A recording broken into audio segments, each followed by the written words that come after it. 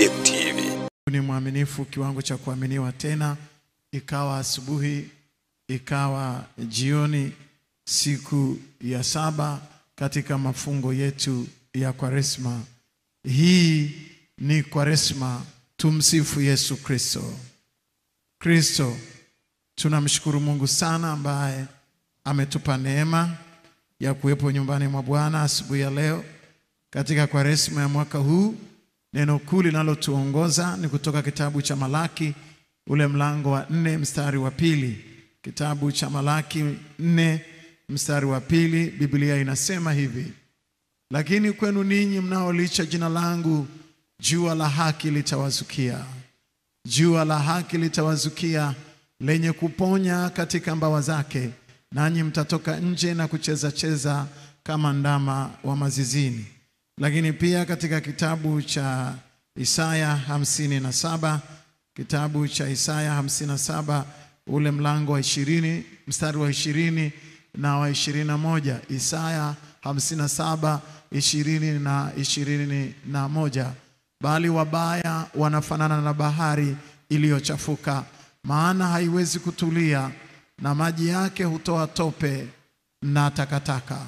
Hapana amani kwa wabaya, asema Mungu wangu. Hapana amani kwa wabaya, asema Mungu wangu. Na katika Zaburi ya 85 ule mstari wa 10, Zaburi ya 85 mstari wa 10, Biblia inasema fadhili na kweli zimekutana, haki na amani zimehusiana.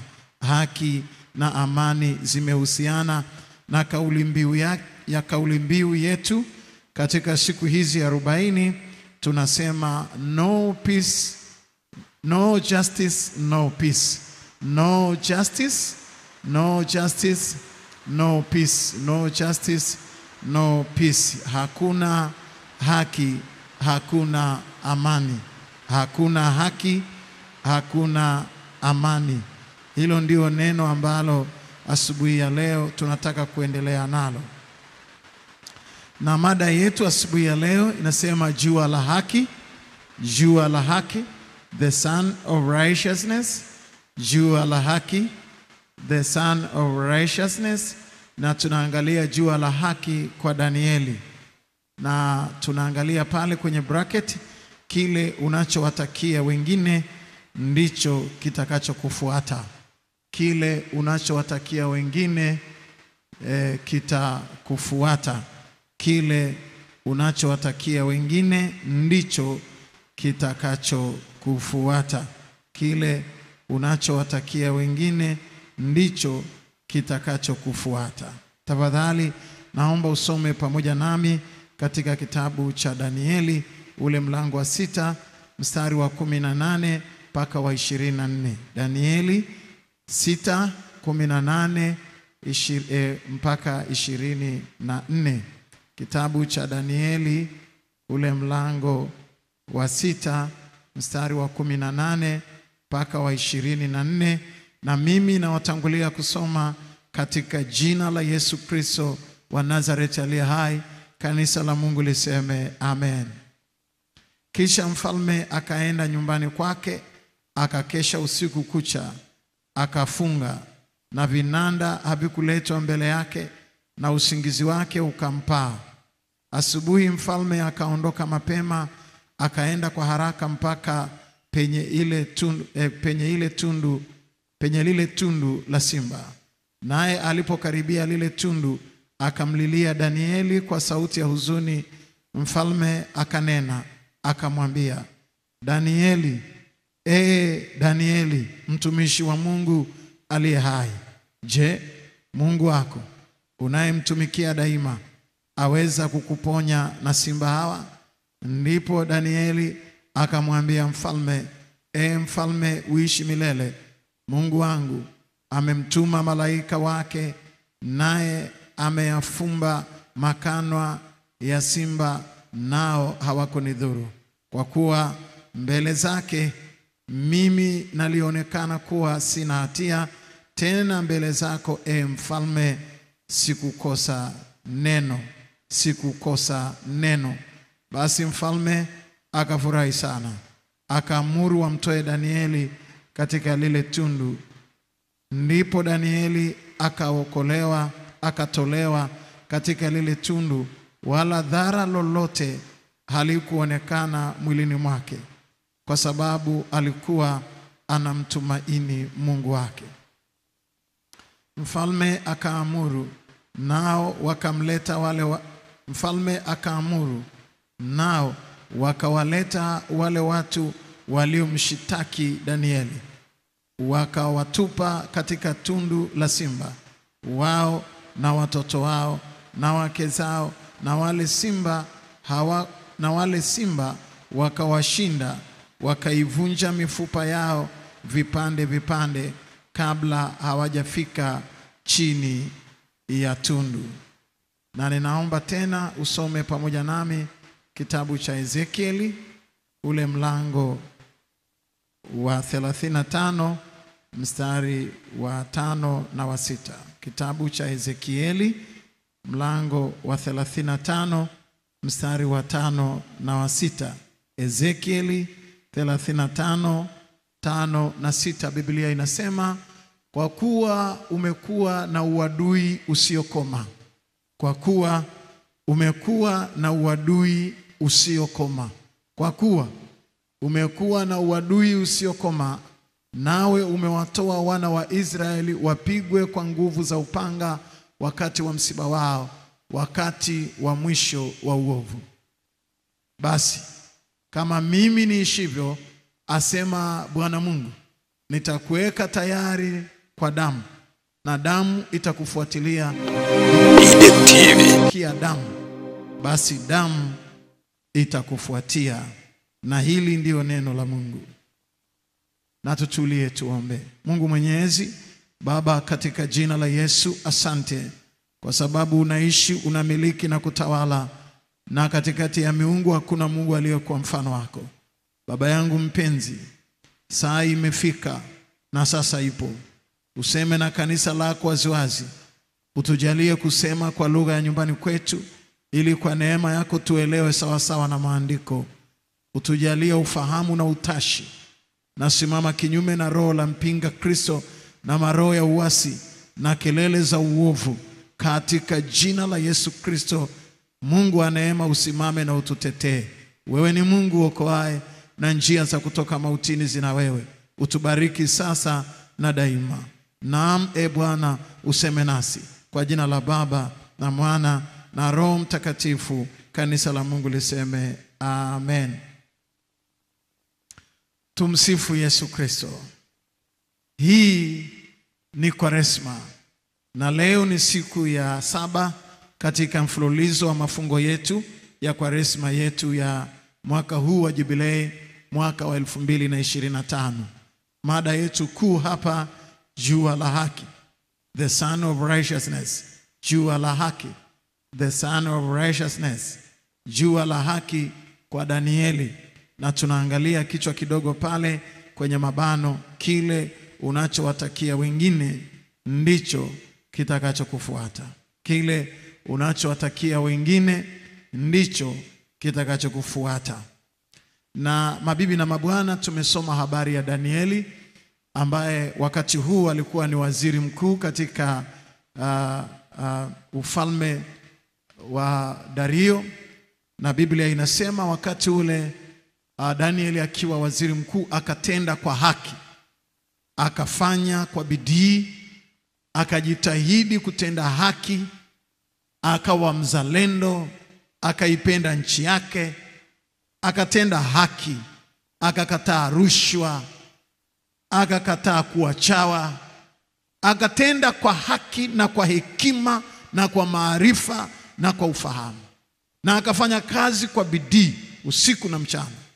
Bosi wake ambaye ni mfalme akaona ya kwamba Danieli anatenda kwa busara sana, na hata ndugu wale waliokuwa kwenye cabinet, kwenye serikali ya wakati ule, ambao walikuwa wana majimbo 120 wakati ule katika ufalme wa Babeli, majimbo zaidi ya 120, state kama 120 ambazo walikuwa wanaangalia, na hii serikali ni moja ya serikali kubwa. Ukisikia habari ya ufalme wa Babiloni, ni ufalme mkubwa sana uliowahi kutokea duniani katika influence yake duniani. Na Biblia inasema Danieli akatenda kwa busara. Kwa bahati nzuri ya ajabu, akapata bosi ambaye anakubali utendaji wa Danieli, yani mfalme. Mfalme alikubali kazi ya Danieli. Hakuna kitu kizuri hapa duniani kama kufanya kazi mahali alafu mfalme lakini bosi wako akatambua. Hii inakupa neema kubwa sana. Dario alitambua kazi ya Danieli. Kwa bahati mbaya, kuna ambao unaweza ukawa unafanya kazi chini yao, na ukifanya vizuri wanakuchukia kabisa.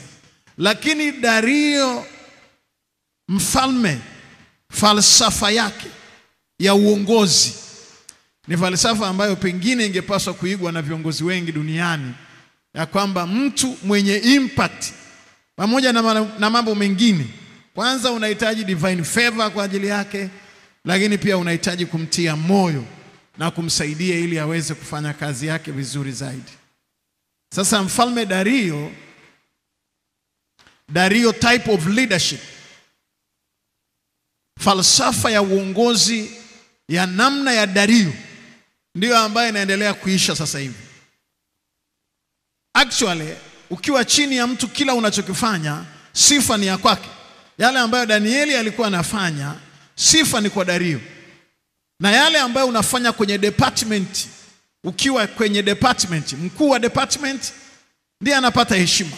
Hata siku ya presentation, wewe haupresenti chochote, lakini yeye ndiye anafanya presentation.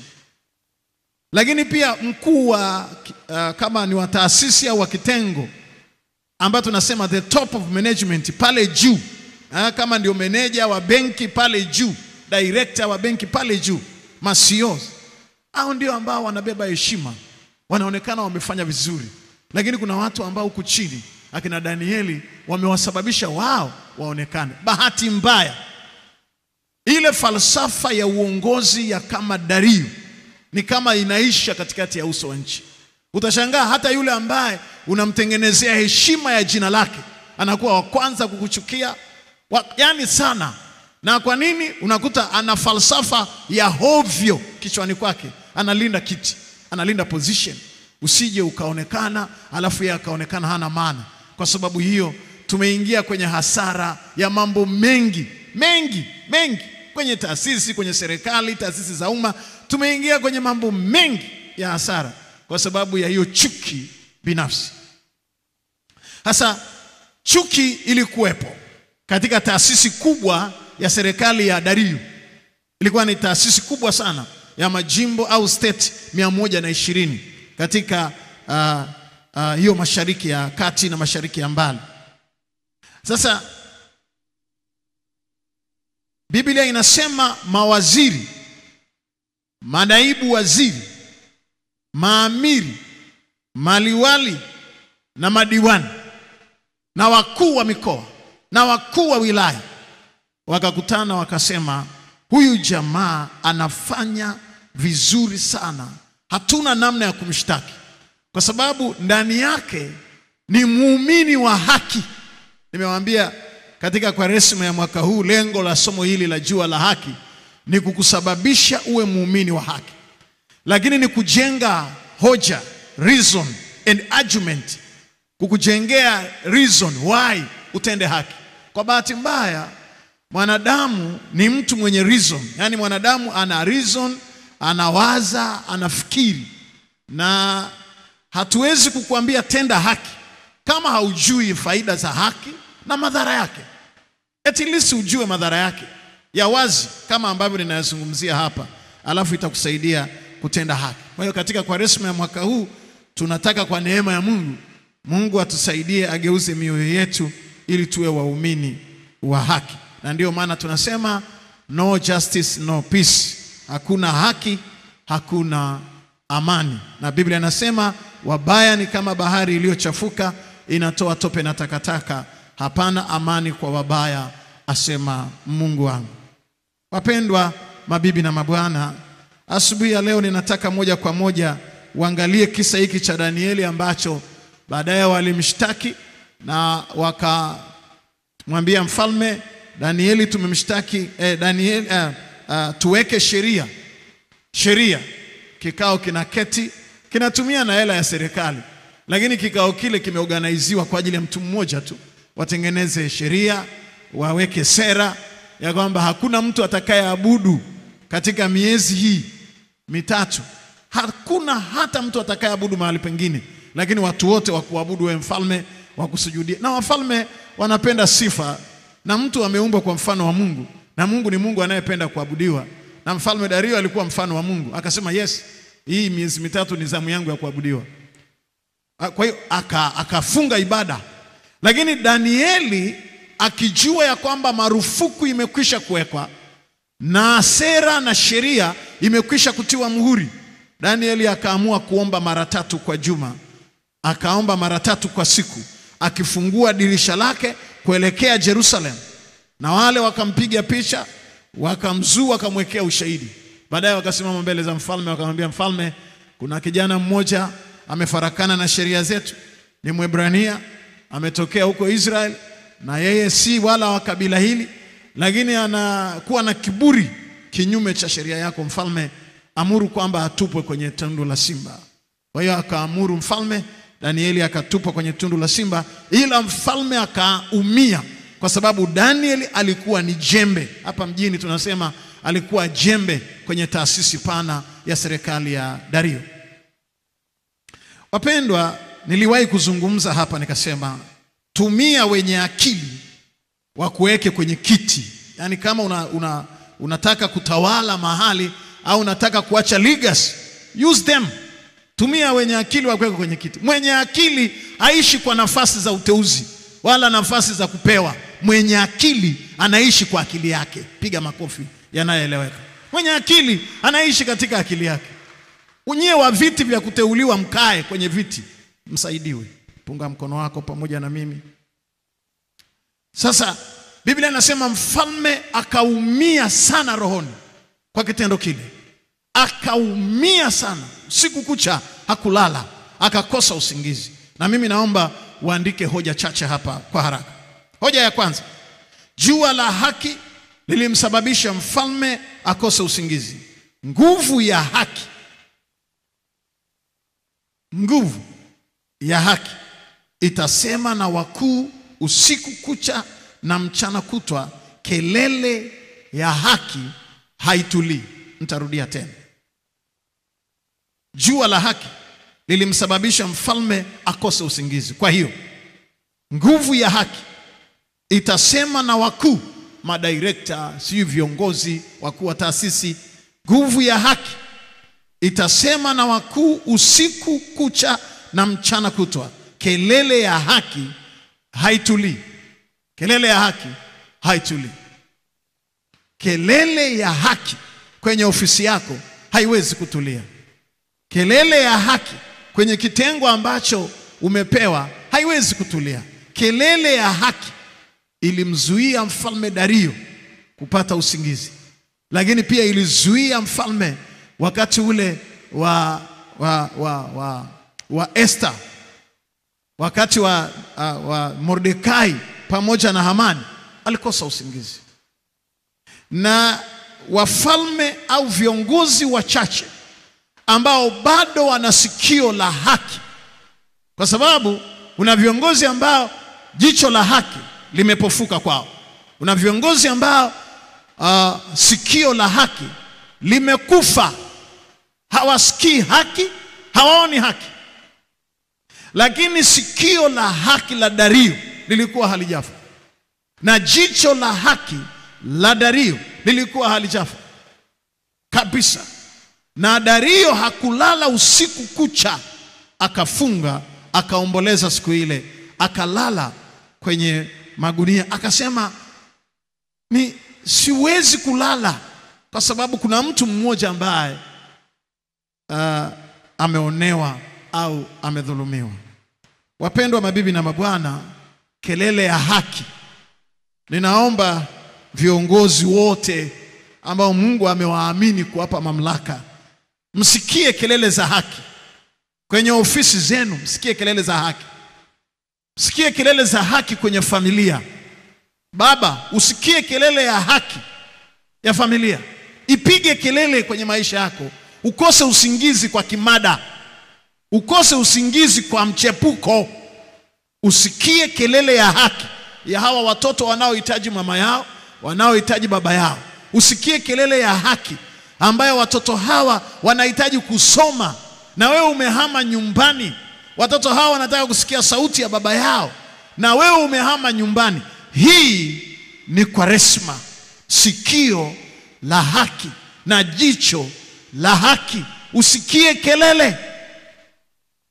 Wale ambao kuna mashtaka mbalimbali za haki mbalimbali, waamuzi ambao umepewa mamlaka ya kuhamua, viongozi wa serikali wa ngazi zote, msikie kelele ya haki inayopiga kelele bila kukoma katika ofisi, mamlaka, nafasi na vyeo ambavyo Mungu amewapa katika maisha yenu. Hii ni Kwaresma. Kelele ya haki ipige kelele ndani yako.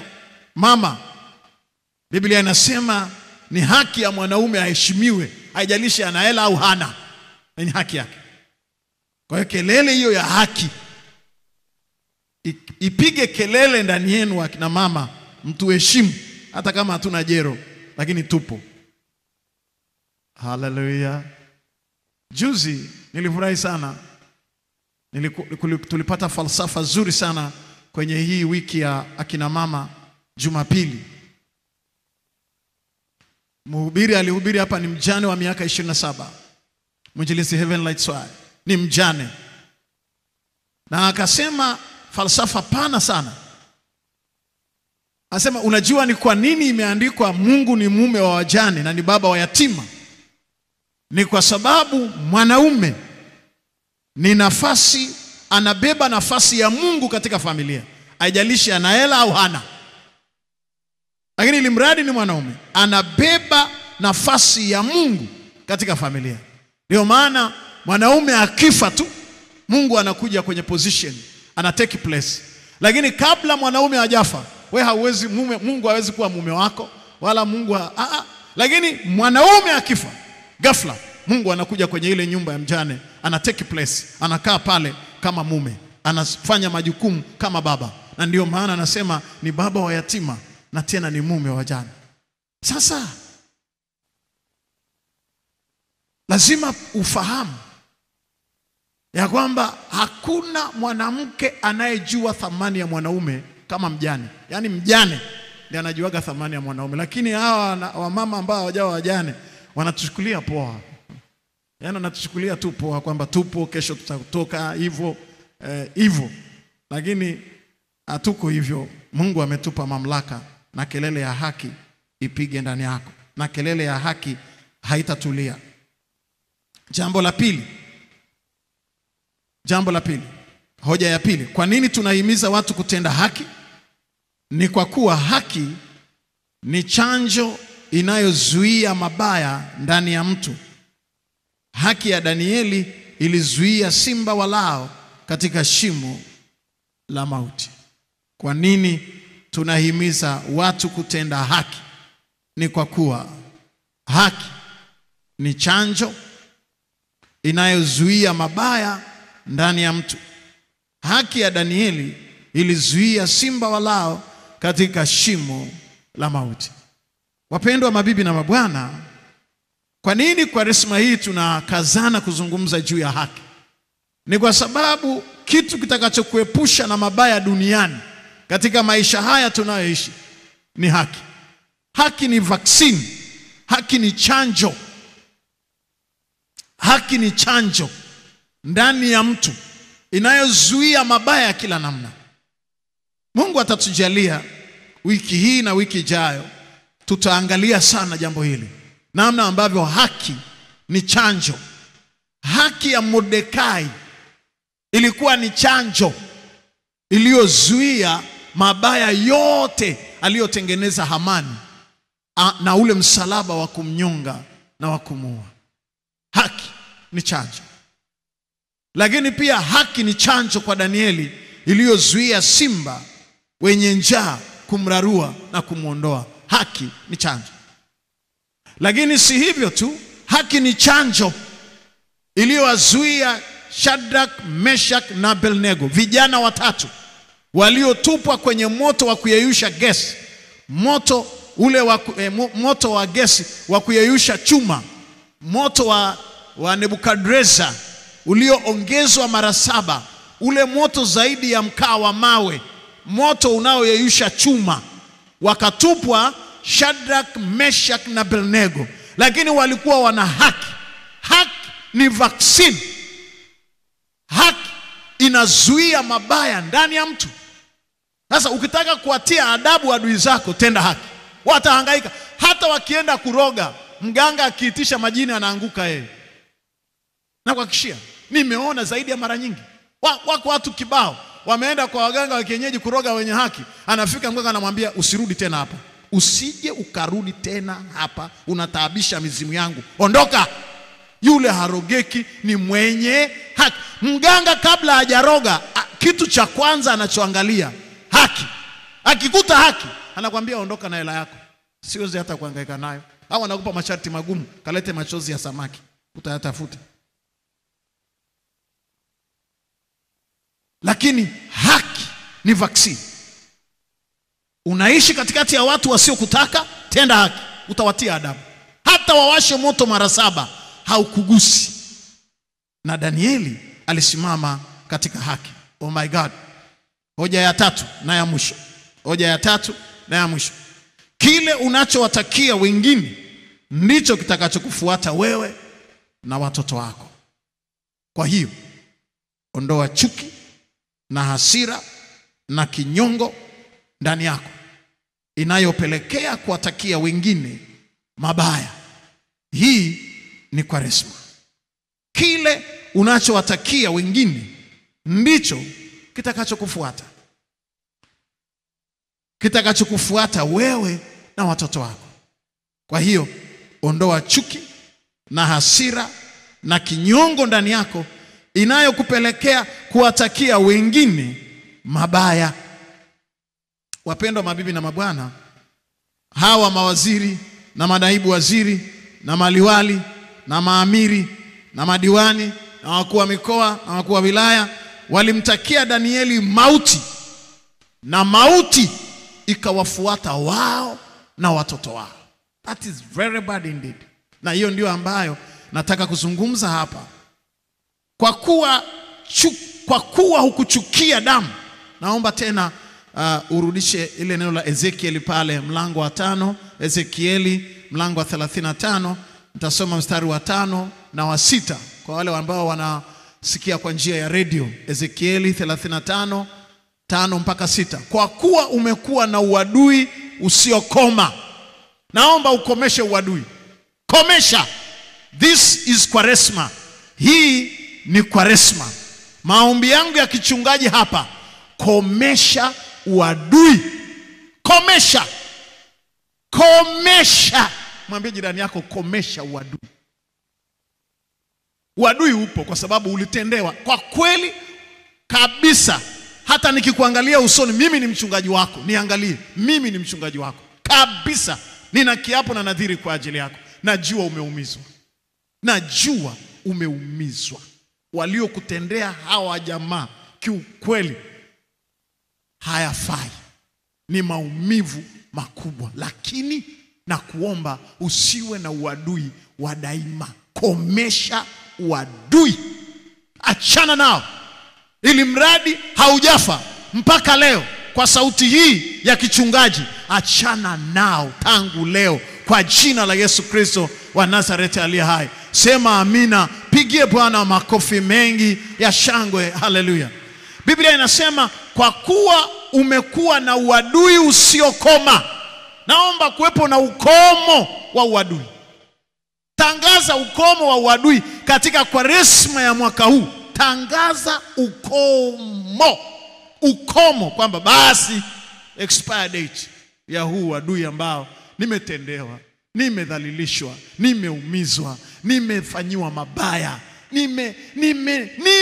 nimenenewa mabaya, lakini kwa Kwaresma hii, enough is enough. Jua la haki lenye kuponya katika mbawa zake na linizukie. Hilo jua la haki linipe furaha na kurukaruka. Hilo jua la haki litawaangaza wale kwa mkono wa Mungu mwenyewe. Waswahili wakiitonyama kwa alimaua tunasema muachie Mungu. Hebu punga mkono wako pamoja nami, muachie, kwa sababu kisasi ni juu ya Bwana.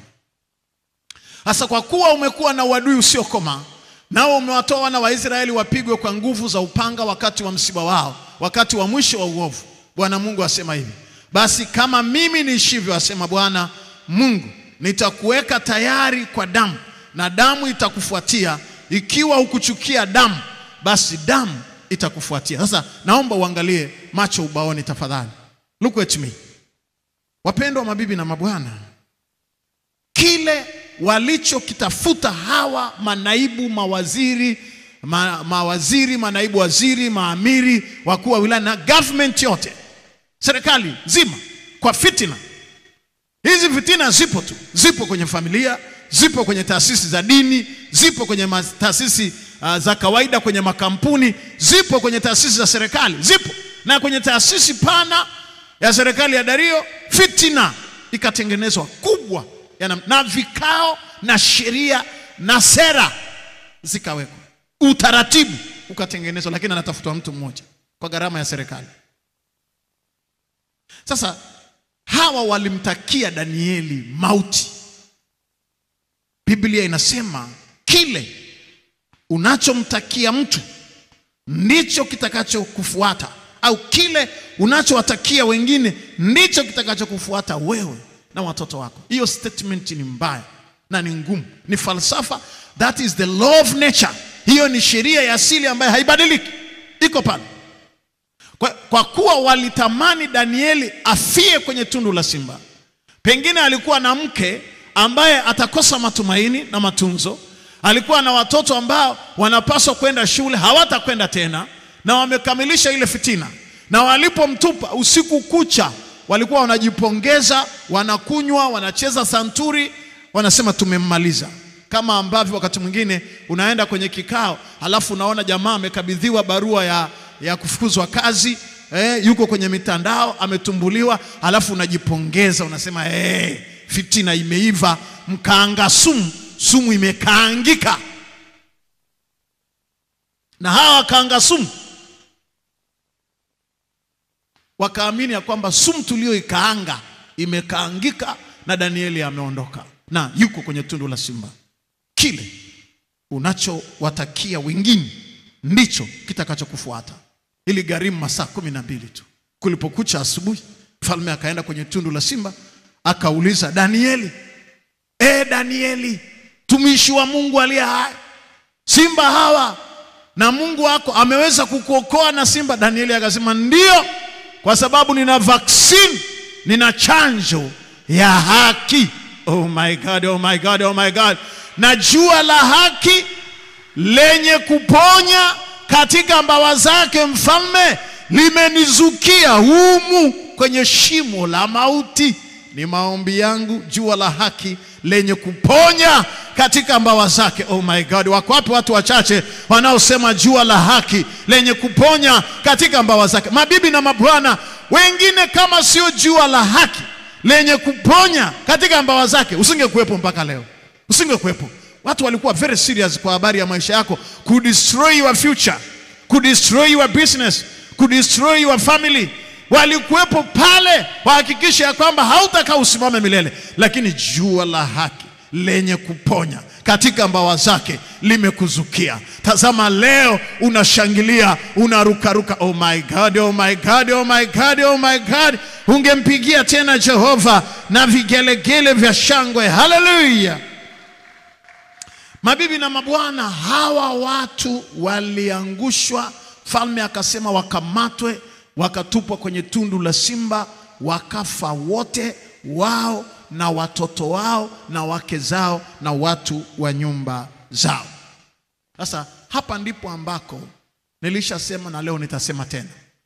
Ukiwa unamfanyia mtoto wa mtu vibaya, au ukiwa unamfanyia mtu vibaya ambaye unajua ana watoto anaowategemea, basi hata kama unamchukia huyo mtu, angalia na kuhurumia watoto wako.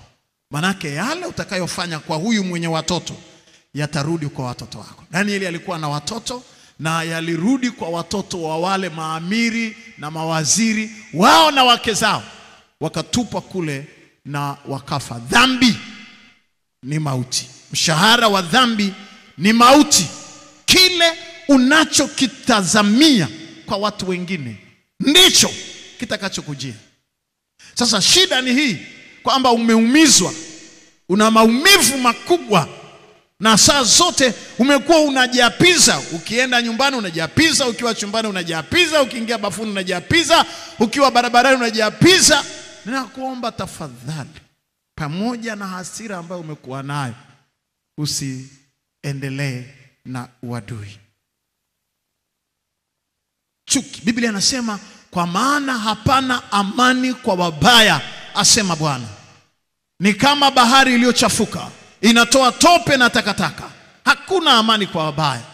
No justice, no peace. No justice, no peace. Hakuna haki, hakuna amani.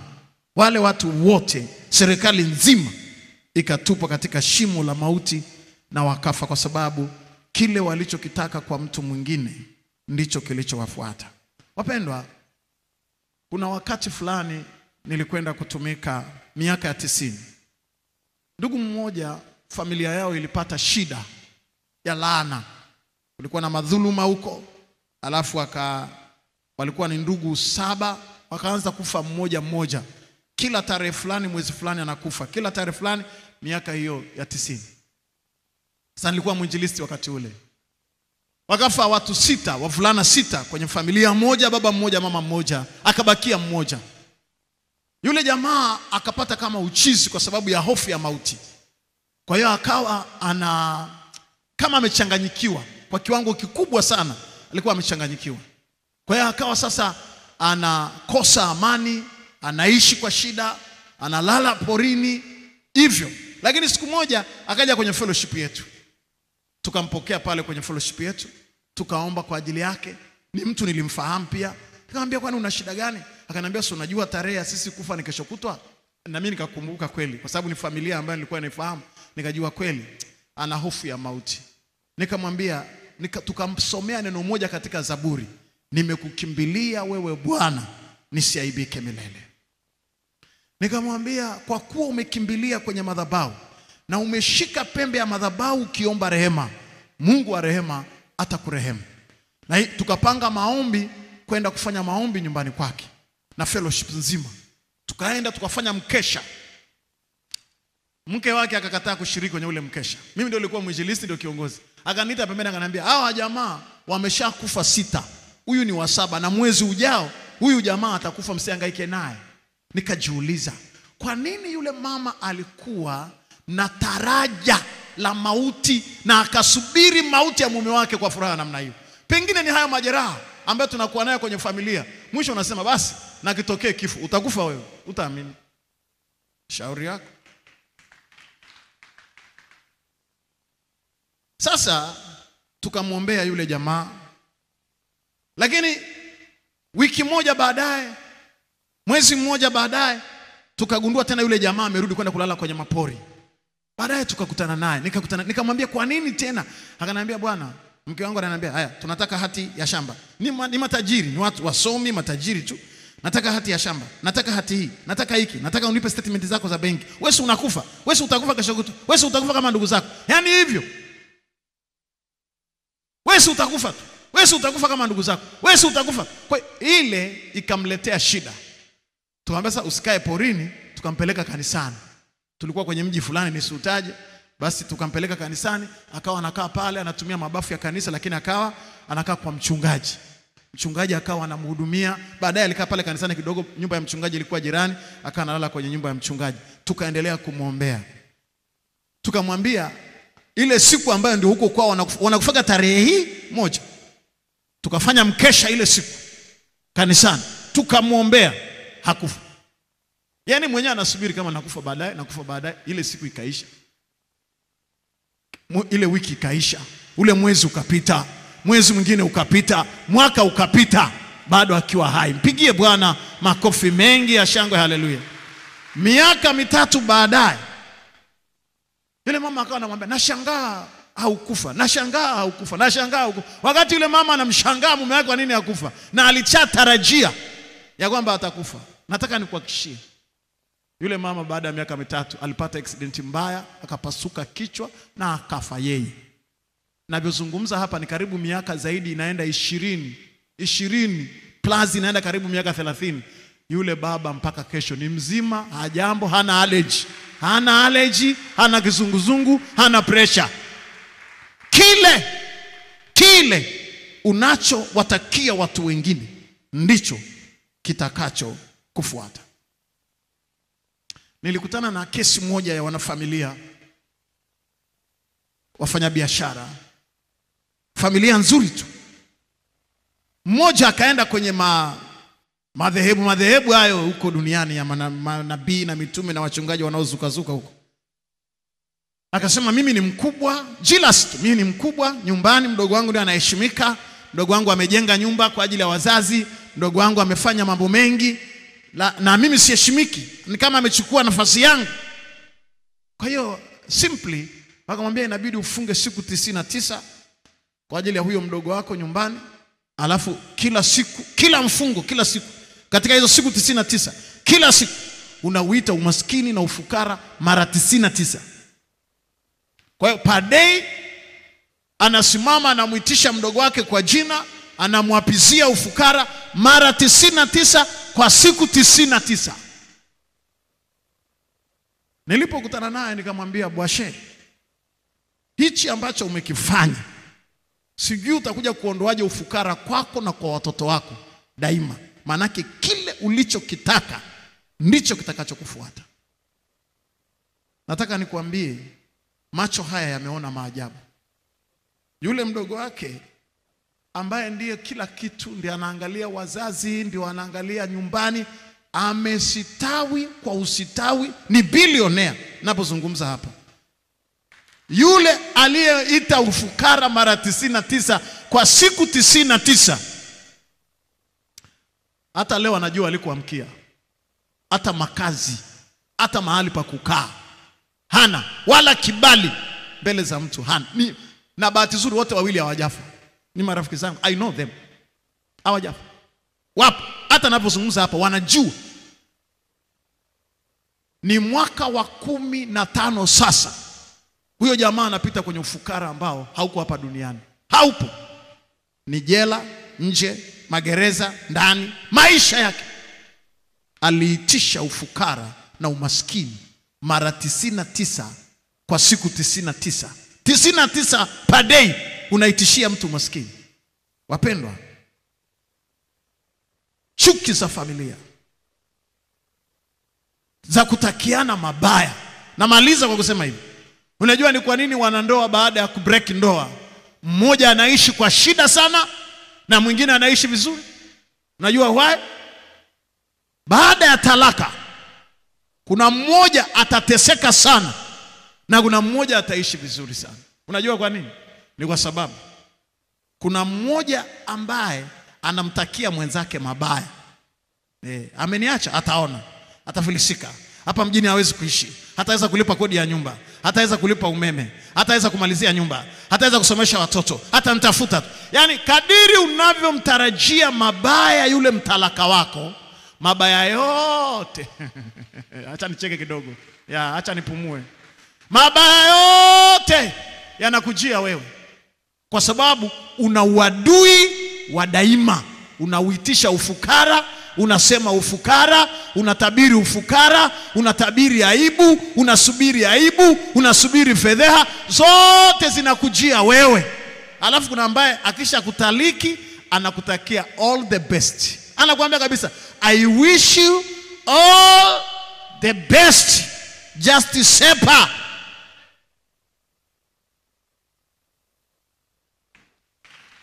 na utaona akisitawi na utaona akiendelea. Sasa naomba usiwe na uadui wa daima. Hayo mabaya ambayo umeshayatamka na kuyatarajia, angalia yanakudhuru. Hii ni Kwaresma. Heri utubu, heri ungame. Mmeshamwacha, mmeshaachana. Ukiacha achana, ukiachika achika.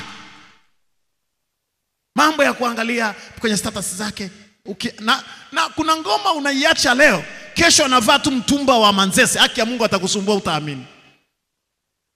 Na mtumba, yani unamwacha leo, kesho Mungu anamchonga, anakuwa wa ajabu. Unasema unaangalia tu sasa, unaumia, unasubiri labda mwakani, labda mwaka kesho. Wewe ndio unazidi kuisha huko. Wewe labda mwakani atanitafuta. Labda mwakani, labda mwaka. Yani haachana naye. Ukishamaliza habari ya kutafutia wengine bad wishes, usihangaike na bad wishes. Jitahidi kwenye maisha yako ya kwamba unamtakia mtu all the best wishes. Mwaka huu best wishes. Ameoa, best wishes. Ameolewa, best wishes. Amezaa, best wishes. Mwingine anaomba, unaachana na mtu anaenda huko, anaoa, anaolewa, anazaa, unatamani azae paka tu. Tamani azae watoto. Atazaa watoto ya ajabu. Unashangaa wale wako tena wameungua na maji ya moto ndio wanaanza kuwa wa ajabu. Achana na hiyo habari. Achana na hiyo habari. Azae tena wazuri. Mtakie mtu heri. Achana naye. Alishakuudhi, alishakufanyia mabaya. Sasa mabaya yale atakuharibu, na yameharibu maisha yako. Kwa kuwa umekuwa na uadui wa daima, na kwa kuwa hukuichukia damu, nitaruhusu damu ikufuate, asema Bwana. Usitafute ufukara, usitafute aibu, usitafute kukataliwa, usitafute fedheha. Mtakie heri. Na mimi mchungaji wenu, hata kama mliwahi kuniudhi, I wish you all the best. Kila mmoja ninakutakia the best. Hallelujah. Na ni maombi yangu asubuhi ya leo, kwenye status yako tafadhali nisaidie kuweka pale ya kwamba ninawatakia wote, ama mmeniudhi au hamjaniudhi, au mmenitaabisha au hamjanitaabisha, I wish you all the best. Nawatakia kila laheri. Achaneni na mimi, tokeni kwenye moyo wangu. Hii ni Kwaresma. Sema amina, halafu mpigie Bwana makofi mengi ya shangwe. Haleluya. Naomba usimame. Naomba usimame mahali ulipo, inua mkono wako juu. Baba, hii ni Kwaresma. Ni siku ya 7 mfululizo ambayo nimesema na watoto wako. Ninawatamkia baraka kwenye madhabahu hii. Hawa walioko hapa na wale wanaoabudu nasi online na wanaoabudu nasi kwa njia ya radio. Turehemu, samehe. Tumefika mahali kwa maumivu tukawatamkia wengine mabaya. Tukasubiri na mabaya yawapate, na tukayatazamia mabaya. Wengine tukatoa na sadaka, wengine tukafanya na mafungo ya kuitisha mabaya yawapate watu. Na kwa kuwa kile tulichowatakia ndicho kinachotufuata, Baba tunaomba rehema. Rehemu kabisa. Rehemu Bwana, rehemu, samehe. Achilia uovu wetu. Samehe uovu wa watu wako. Samehe watoto wako hapa, kila mmoja kwa jina lake. Aliyeko hapa, aliyeabudu nasi kwa njia ya radio, aliyeabudu nasi kwa njia ya TV online, mahali duniani kote. Haijalishi maumivu ya moyo huu unaovuja damu, lakini asubuhi ya leo tunatangaza ukomo wa uadui. Uadui huu hautakuwa uadui wa daima. Baba, tumekomesha uadui katika nia, katika nafsi, katika roho, katika akili zetu, katika jina la Yesu. Hata yale ambayo tumeshindwa kusamehe, tunatangaza asubuhi ya leo ya kwamba tunayadharau. Hayatagusa maisha yetu. Maisha yetu ni ya thamani. Baba, uwabariki watoto wako asubuhi ya leo. Usikubali dhabihu na sadaka tunazoleta madhabahuni pako ziwe sadaka za amani na kuepusha na mabaya. Baba yangu mpenzi, utubarikie sisi na sadaka zetu, na uzipokee kwako mbinguni. Baba, uamuru jua la haki lenye kuponya katika mbawa zake likapate kutuangazia, na tukapate kupona sasa na daima, katika jina la Yesu, jina lipitalo kila majina, wote na tuseme amen. Inamisheni vichwa vyenu, pokeeni mbaraka wa Bwana ninyi nyote mnaomtegemea. Na Bwana Mungu akubariki, akulinde. Bwana Mungu akuangazie nuru za uso wake, akufadhili. Na Bwana Mungu akuinulie uso wake, akupe amani. Akubariki Mungu Mwenyezi uingiapo na utokapo, na jua la haki lenye kuponya katika mbawa zake likakuangazie daima. Kwa jina la Mungu Baba na Mwana na Roho Mtakatifu, Mungu akupe furaha ya daima. Sema amina. Pigie Bwana makofi.